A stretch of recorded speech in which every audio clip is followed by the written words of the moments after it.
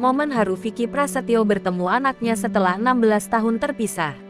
Di bulan Ramadan tahun ini membawa keberkahan bagi Vicky Prasetyo.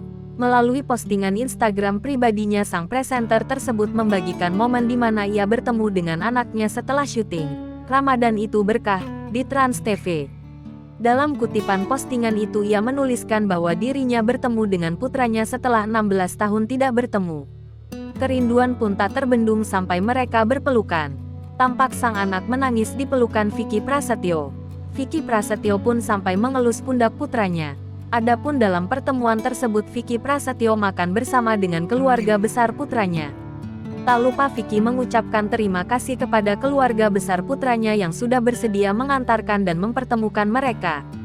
Dikutip dari Tribun Bali, Vicky Prasetyo lahir di Bekasi pada tanggal 18 April tahun 1984. Ia adalah seorang selebriti, presenter, pelawak dan aktor berkebangsaan Indonesia. Dirinya terkenal dengan banyak wanita di dalam hidupnya. Vicky sempat menjadi sorotan publik lantaran sering menggunakan campuran bahasa Inggris dan Indonesia seenaknya. Gaya bahasa ini juga sempat ngetren dengan sebutan Vickinisasi. Vicky kemudian menjadi seorang pelawak hingga pembawa acara. Ia kerap mengisi berbagai program populer di layar kaca, baik sebagai pembawa acara maupun bintang tamu. Tak hanya aktif di dunia presenter, Vicky juga merambah dunia tarik suara.